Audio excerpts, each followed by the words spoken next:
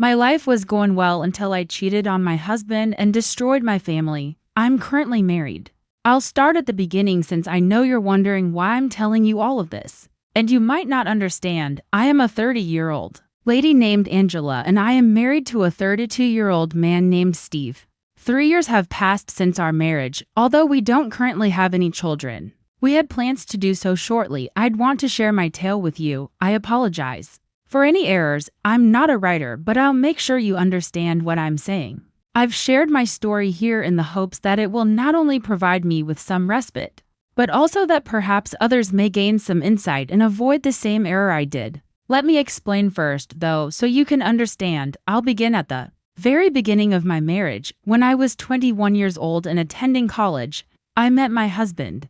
Even now, 9 years later, I can still clearly recall that day. I entered the bustling college library, where everyone was deeply focused on their studies and the air always smelled of ancient books. I had to navigate the crowded bookcases. To find a philosophy book for an assignment, I unintentionally brushed someone else's hand as I grabbed for the philosophy book I required. I was shocked to find a man with warm brown eyes when I looked up. "Sorry," he murmured with a clumsy smile. And we both dropped the book at once. "No problem," I said, chuckling uneasily. It was one of my fellow freshmen, Steve. There was a strange connection when our eyes met.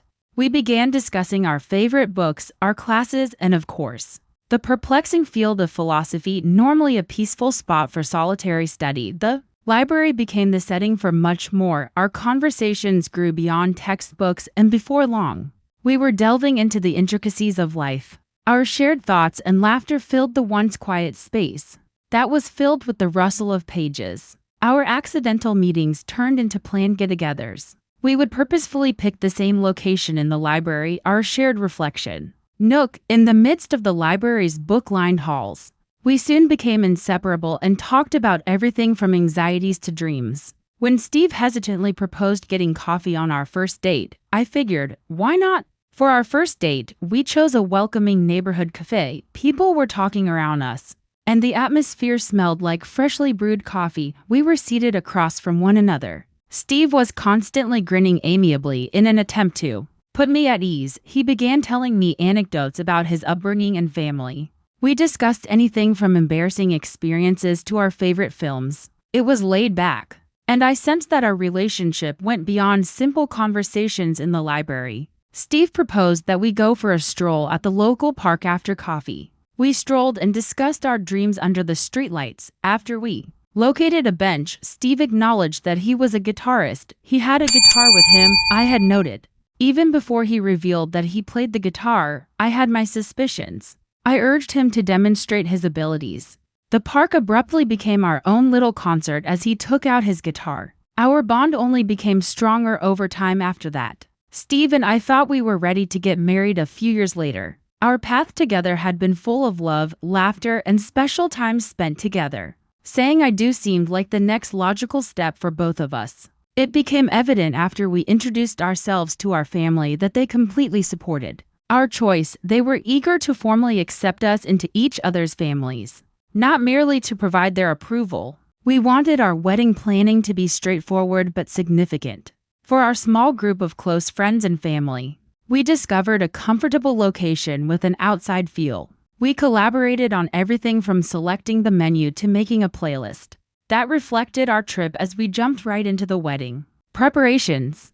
We included sentimental tunes and a picture display of our college years as personal touches. As we considered our vows promises that held great significance for us, the anticipation grew. We sent out invitations, and as the big day drew nearer, we were both anxious and incredibly happy. Our favorite folks were all around us on the day of our wedding. Under the greenery and sparkling lights, we exchanged vows. There was a lot of love, laughing, and tears. There, supporting us, were our parents, who had witnessed our journey from college sweethearts to this momentous day. Steve forced me to invite my parents, even though I hadn't wanted to, according to him.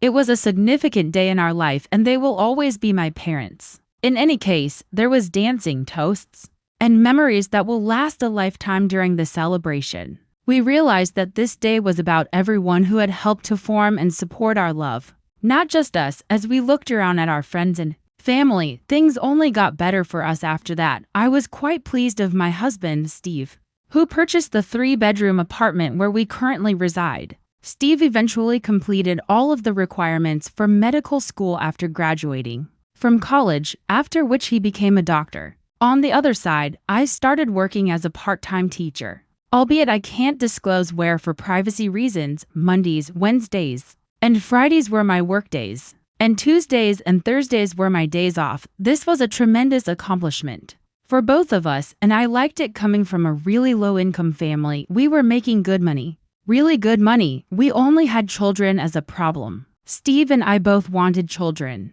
but he felt that we weren't ready since he believed I had some problems that needed to be resolved. Undoubtedly, my upbringing in a challenging and violent household with my brothers had left its imprint, but I felt that I was doing well and that therapy wouldn't be of much use. I was skeptical of treatment because I thought it may be somewhat of a fraud, a strategy to make money by taking advantage of people's difficulties. This cynicism is widespread, but occasionally it stems from misconceptions about the true purpose of therapy. I knew that my difficult upbringing had left me with certain problems that I never truly dealt with. Being sensitive and astute, Steve saw how my history could interfere with our future ambitions. He simply wanted us to be completely stable before introducing children, and he wasn't being judgmental. I was obstinate about seeking professional assistance, since I believed I could manage my issues on my own. Going to therapy seemed like giving up or acknowledging that I was unable to handle my own problems. Maybe it was just my way of avoiding the difficult things. But I kept convincing myself in my heart that I was fine and that therapy wouldn't help. I did, however, truly want children. I had promised myself that I would never allow my children to experience the same treatment that I had, and that I would provide them all the love, care, and compassion that my parents had never shown me or my siblings. I liked children so much that I was desperate to have some to get Steve off my back. I chose to go to therapy since he would not compromise until I had done so. When I eventually told Steve that I wanted to attend, he was ecstatic. He was actually present when I made an appointment with the therapist, and Steve even suggested the therapist. On Thursday, my next day off, I was supposed to see the therapist. I dressed and left the house that day. Steve was a doctor, as I mentioned before, and he had to be available and on call whether or not he was at work. He made an effort to find time for us, but he was constantly busy. My focus suddenly turned to our new neighbor, a young man who was most likely in his early 20s. As I went outside to go to my car, he had a sincere smile on his face and exuded an air of friendliness and approachability. It was a sight to behold. His kind wave and, to my astonishment, accompanying wink were what truly caught me off guard. I couldn't resist returning the smile and waving. It was a fleeting break from the thoughts racing through my mind. A tiny but lovely moment. I couldn't help but feel a little lighter as I left for therapy, still thinking about that amicable conversation. I couldn't help but wonder if my neighbor, who was really attractive, was single or if I was married to him instead of Steve. I realized that's stupid, but in my mind, it was simply harmless fantasy. To be honest, I went into therapy feeling both anxious and hopeful that it would help me sort through the chaos of my history. But it was a complete disappointment. Instead of listening to me, the therapist appeared more concerned in making assumptions about me. They always interrupted or made assumptions before I could say anything, as if they knew my entire life story before I did. They seemed to be following a script in their minds, and we were merely following along. I was getting so frustrated that I had had enough. I was so frustrated that I swore a few curse words, turning my hope for a productive therapy session into rage. I was angry and disappointed at the same time as I stormed out of that office. As I was leaving treatment, I began to question whether it was really worthwhile. I started to wonder if it was the proper decision to get therapy after this encounter. Realizing that not all therapists are a good fit was a difficult moment. That therapist was not the kind of person I needed, someone who would actually listen to me and respect my viewpoint. I made the decision to discuss my treatment experience with Steve. I was already convinced that I couldn't carry it out, but Steve's response surprised me when I told him how I felt when I came home.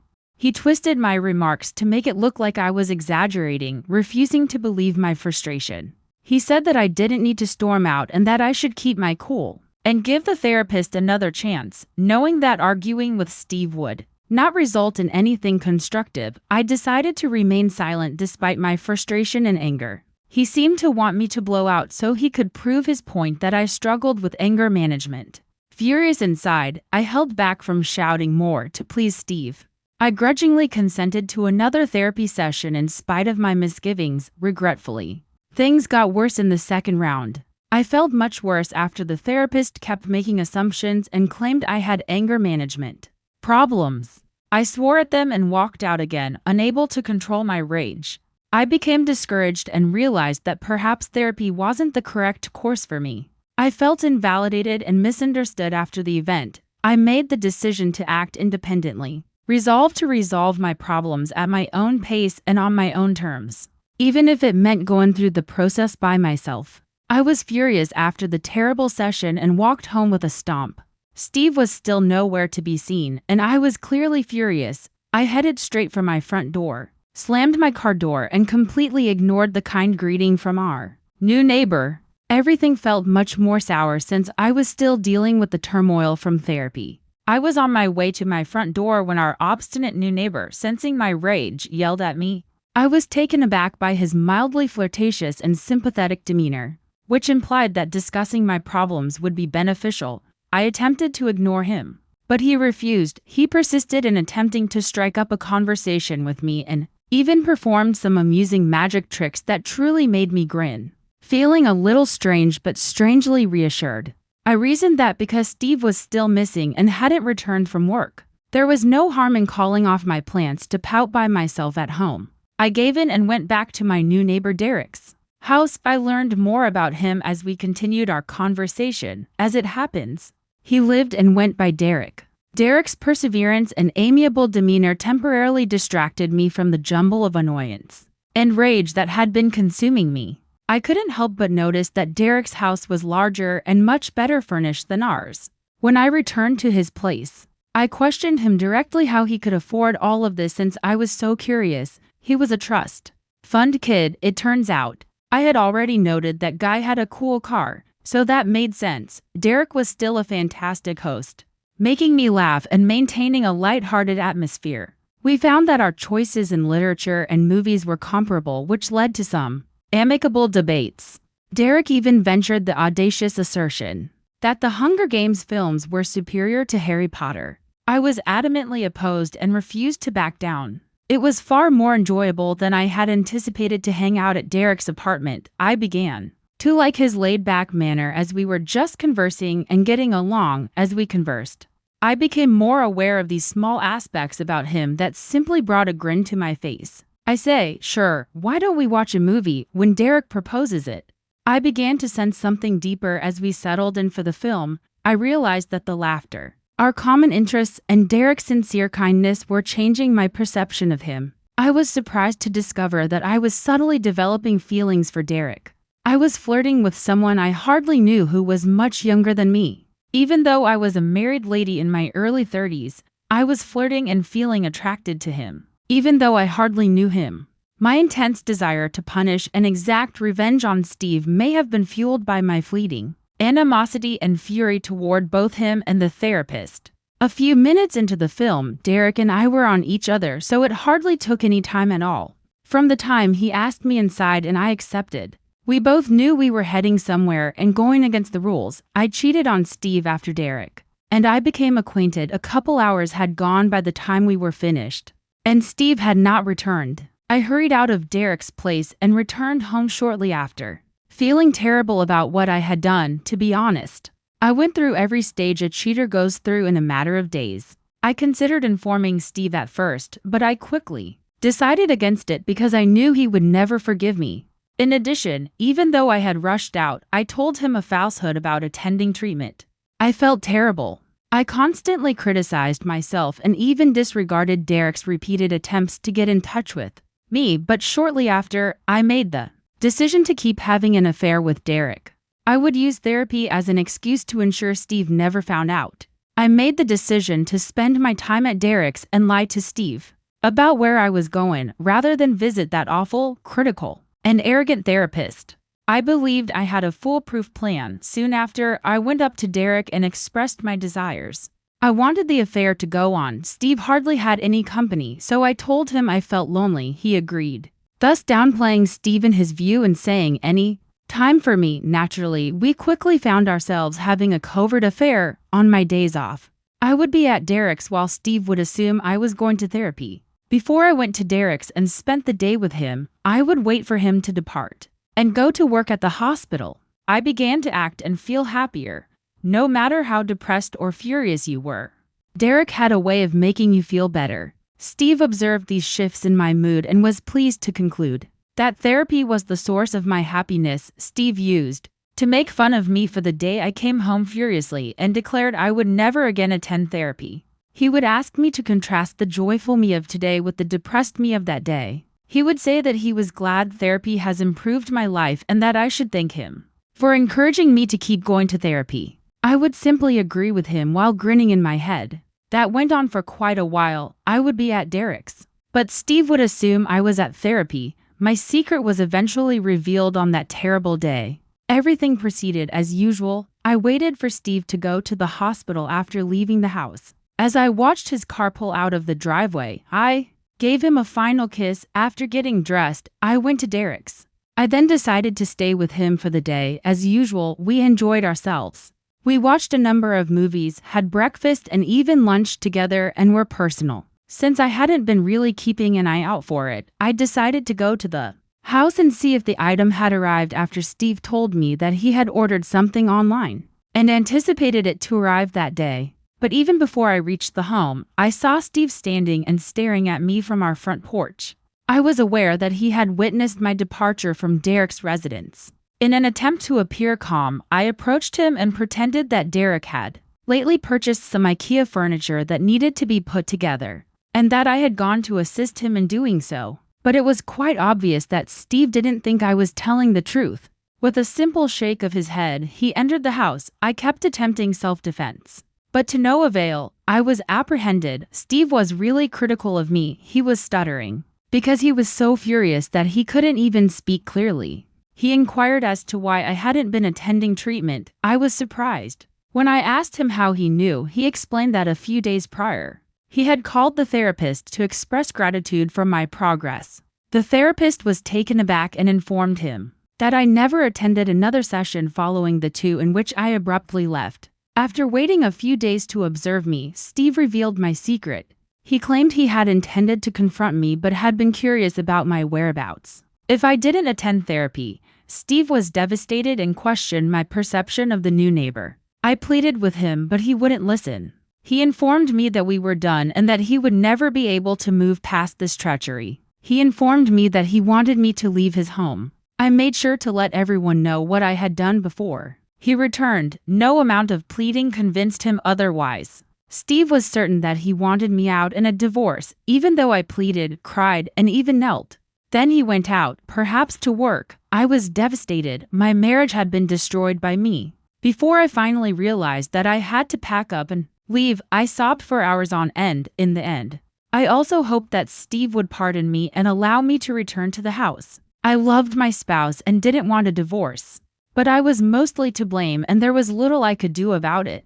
I told Derek what had happened when I went over to his place. I told him I would only take a few minutes to see if the delivery had arrived, so he said he had wondered where I went.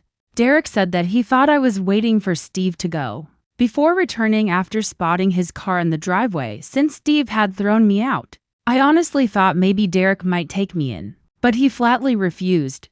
I was surprised. Derek told me that he never liked me and that I was only a means to an end. Despite my belief that he did, before throwing me out, he even sneered in my face and stated he couldn't stay with a dishonest woman.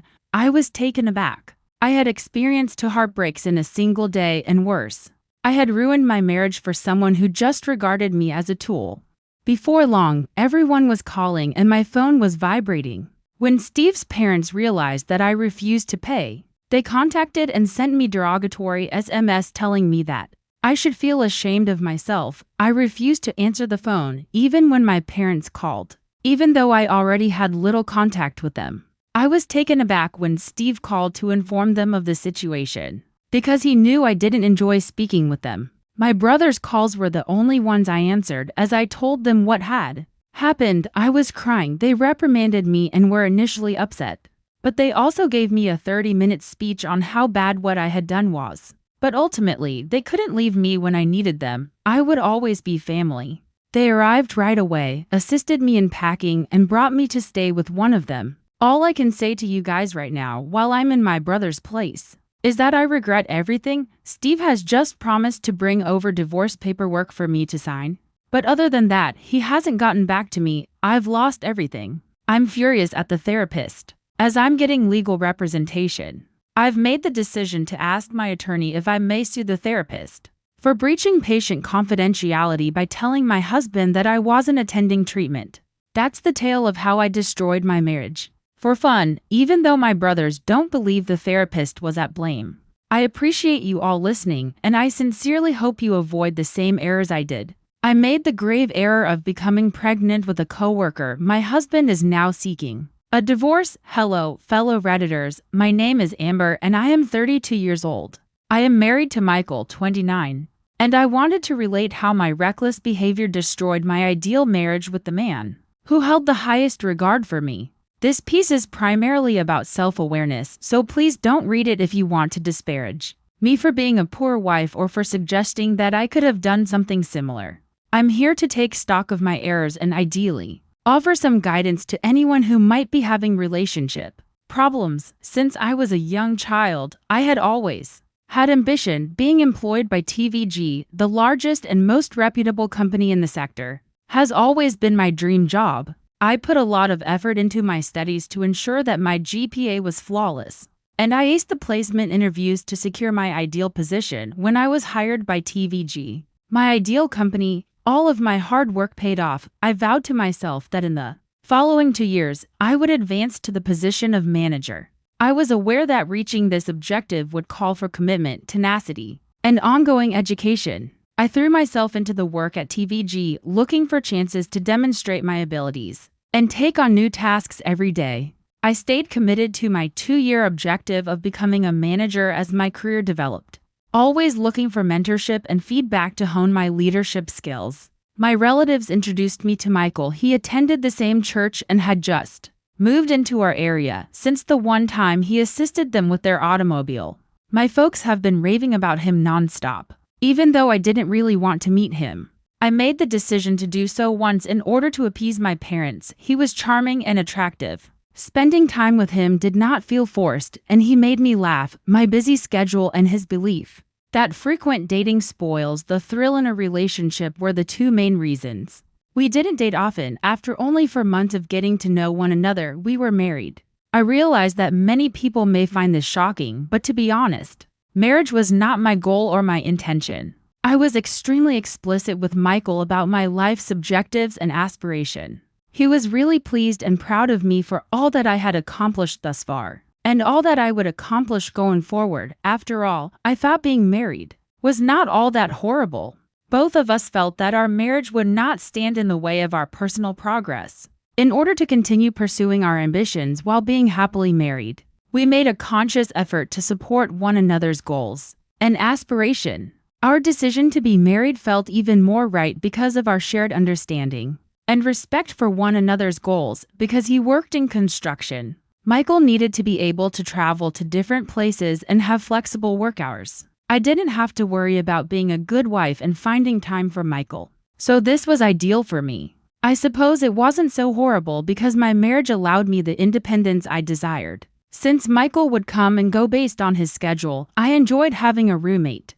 I was making every effort to obtain a promotion because that was my goal. One of my teammates, Richard, would support and encourage me when things got tough. Having at least one person cheering me on made me happy. He sympathized with my frustrations and challenges. I could express my feelings to him and he would understand.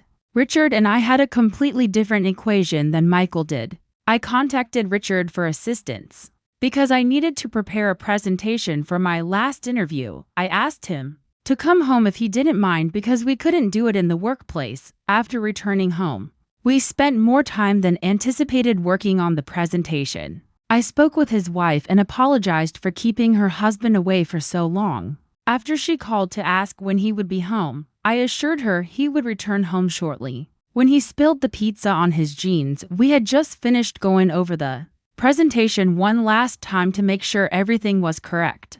Unaware that I was wiping, I grabbed a napkin out of habit. He kissed me while holding my hand. He drew me in and began kissing me before I could respond.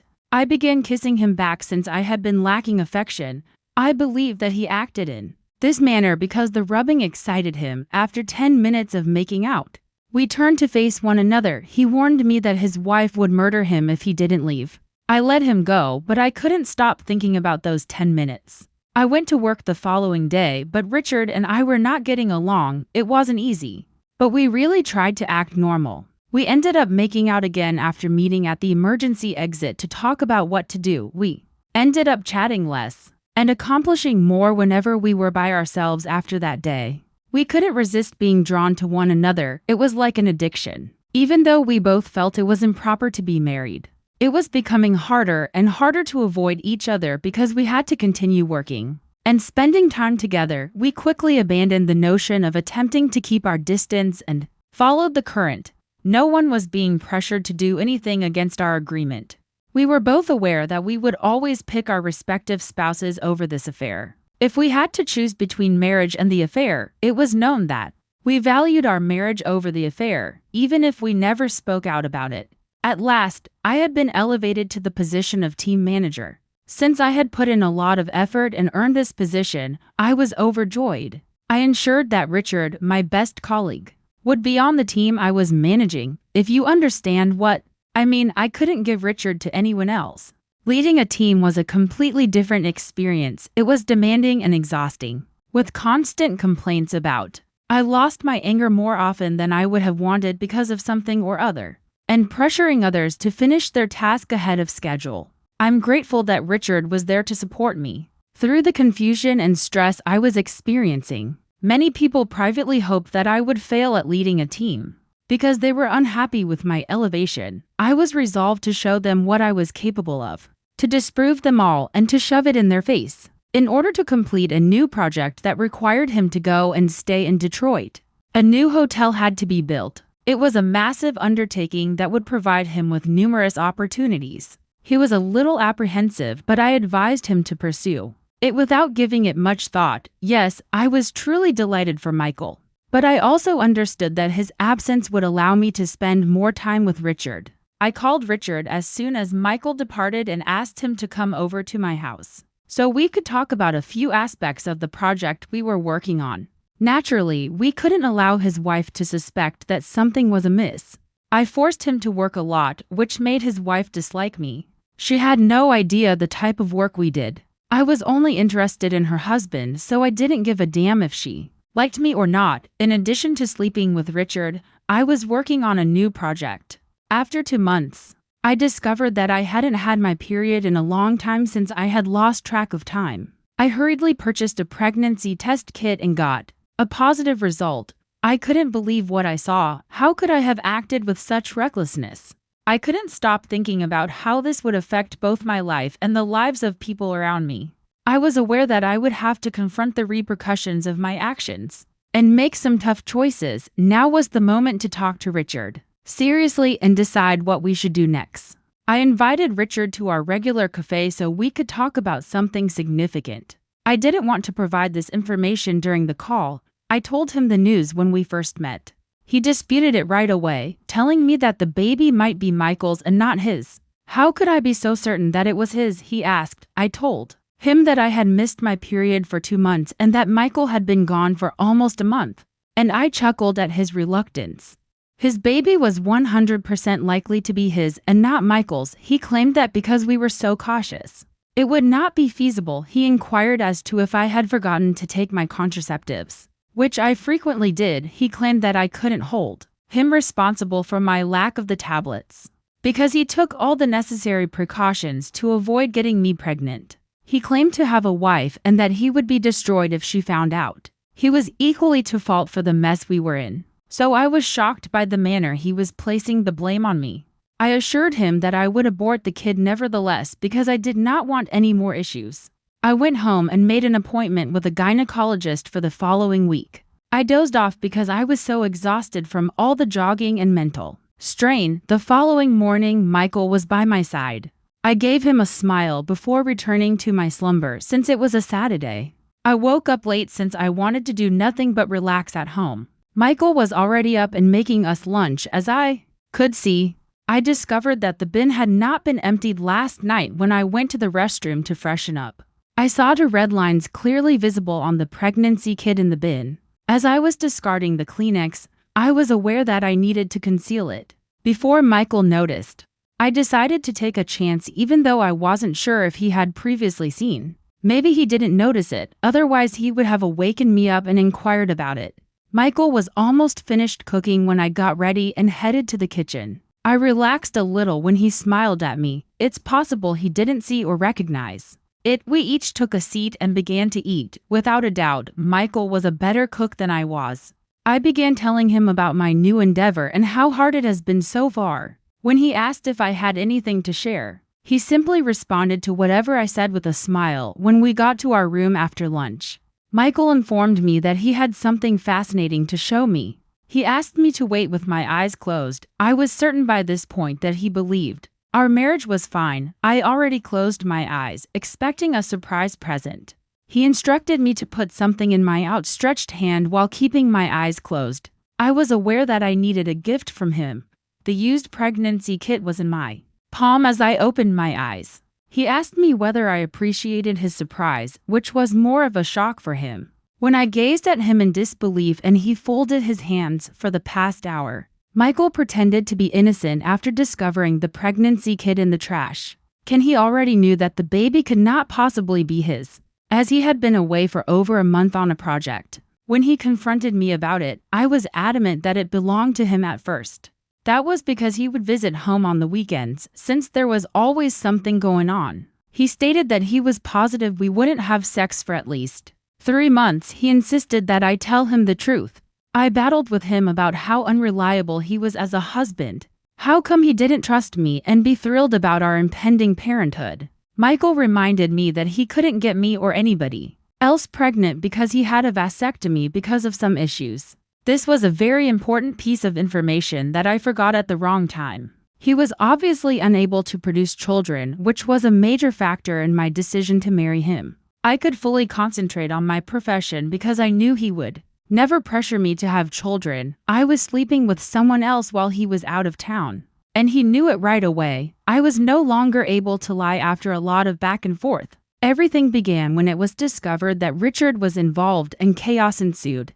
Michael demanded an explanation for my betrayal and his cheeks flushed with rage. I broke down in tears and confessed that Richard was the baby's father because I could no longer ignore the reality. Michael requested that I give him a thorough explanation of how it all began and why I kept it from him. He informed me that if he had known I wasn't happy with him, he would have easily filed for divorce. In actuality, though, I didn't mind being married to Michael, since I could do anything I wanted and it didn't even feel like I was married. I was actually really pleased with him. Michael did give me the freedom and space to do things my way, which is something I had never considered before. I didn't even know why Richard and I were having an affair. Perhaps my body was simply craving a change of pace. I apologized to Michael and admitted that I had no problems with him and didn't even know why I had chosen to have an affair. Perhaps I imagined what it would be like to have an intimate relationship with Richard since I enjoyed him as a co-worker. Michael was even more incensed when I told him that I had no justification for the affair. Michael was clearly feeling powerless in this scenario. He said he had heard enough and requested me to stop talking. He simply collected his luggage, left me in the room, and walked out. Since I didn't understand why I was having an affair, I didn't even try to stop him. I was aware that we would need to separate for a while in order for us to both digest the situation and then reach a decision. I got a large flower and a card congratulating me on my pregnancy the following day at work. Even though it was anonymous, I knew that only one person could accomplish that. A large cake was delivered after half an hour, along with a card that said, "Congratulations on being a parent," and was addressed to Richard. The look on Richard's and my faces was sufficient everyone could easily figure out what was going on after our affair. Word quickly got out that Richard and I were expecting a child. My supervisor summoned me in to inquire about it. He informed me that in order to make sure the reports were untrue, he would need to submit me to the work ethics committee. I told Richard that these were all untrue stories and that someone was making a concerted effort to discredit me since I knew he would be on my side. The ethics committee summoned Richard a few days later. He spent about 4 hours there. We were told not to get in touch with one another until the lawsuit was resolved. I eagerly awaited any updates on the status of my committee case. Richard assured me that he had fulfilled his responsibility by grinning at me when he saw me. The most important thing in the world to me was my job, so I was happy that I would at least not be losing it. Now that I would soon be exonerated of all the accusations made against me, I could relax.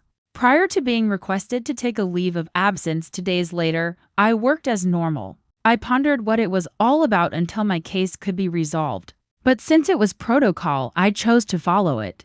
Richard would not abandon me in the midst of a crisis. Therefore, I never gave any problems a second thought. I suppose I was mistaken. Richard cleverly accused me of being sexually abused at work. He claimed that I blackmailed him into giving me sexual favors by abusing my position. I was in danger of losing my job and being banned from the business. As a whole, my career would end if I was unable to collect evidence. When I learned that Michael had done something that could not be explained, I became quite anxious. Since Michael wanted me to leave the house and I felt too embarrassed to live with him, I packed my bags. I had nearly finished removing the majority of my belongings when I saw that my phone was totally wet in water. My phone was inadvertently dumped into the water by Michael. Michael repeatedly claimed that he made a mistake and didn't know it until it was too late. When I asked him what he had done to my phone, there was nothing else I could say or do. But I didn't buy it. I was now aware that none of the texts that Richard and I had exchanged could be recovered, since there were never any photos and we only communicated via messages. I had no evidence that it was all agreeable. Thinking about all the effort I had put in to reach this stage and become a manager nearly brought me to tears. That would be the end of it all after the investigation was finished. I was convicted of pestering people and requesting sexual favors. The human resources team rejected my request, claiming they had solid evidence that I overworked and mistreated others. I explained to them that there might have been a miscommunication, and that things might have turned out differently if I had spoken with the individual. Although they didn't agree with it, they made an exception for me because I had been a very good employee. After 2 days, I was asked to return and make my case once more with the witness they planned to call. Richard was the one who kissed me first, and I was ready for how it began. I entered with assurance, and the woman who was summoned as a witness was a complete stranger who wasn't even employed here. I was hopeful that I could refute her and have the sexual assault charges against me dropped. She identified herself as Richard's spouse. The ground gave way under my feet. How could I get beyond the man I was having an affair with's wife? But now was not the moment to give up. She then played some recordings, and I was able to verify that Richard was at my house and assisting me with my work. Since everything was real, I was unable to deny them. She was upset that he continued to work after regular business hours, and I did speak with her a few times about it. I didn't have the proof, she did. I explained that Richard was the one who initiated the affair in order to defend myself. His wife defended him by claiming that he would constantly return home in a distressed state. I grumbled that I had once more pushed myself on him. The husband and wife were making every effort to ensure that I was held accountable for the entire situation, but I had the last word. I was thus blacklisted from the industry and lost my job. I was spending down my money so quickly that I would soon have nothing left over. I had been saving money by sleeping in a motel for the past month because I knew something was coming. I had no choice but to budget because the divorce lawsuit consumed a significant portion of my savings. Michael could easily establish that I had an affair and get away with owning everything we owned jointly, so I realized that going to court would be pointless. Michael insisted on going to court, even though I wanted to reach a mutually agreeable divorce agreement. I was aware that everything was against me and that no attorney would take up my case. In addition, I was too poor to hire a good attorney. Michael simply wanted to take this divorce to court because he wanted me to suffer, and I knew it. I urged him to reach a mutually agreeable divorce settlement out of court.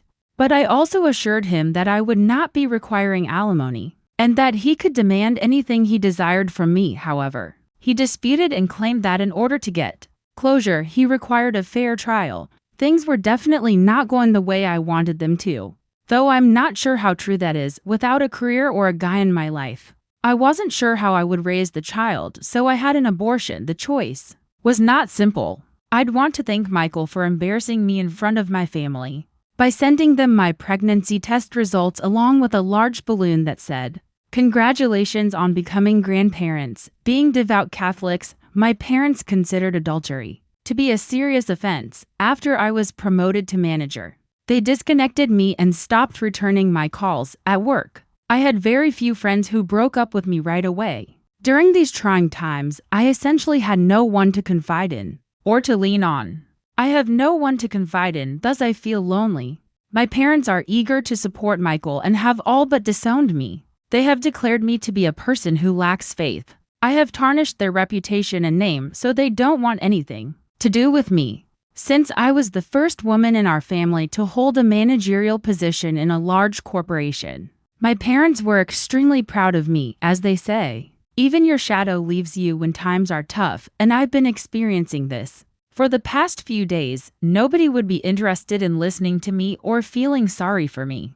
People are staring at me everywhere I go and making up stories about me being a cheating wife who takes advantage of my unsuspecting husband.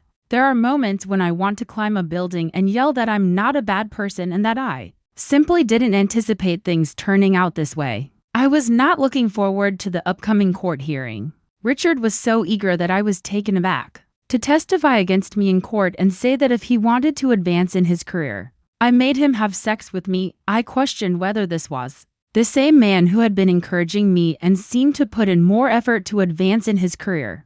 His lack of shame in portraying himself as a victim and not squandering any opportunity to portray me as a monster astounded me.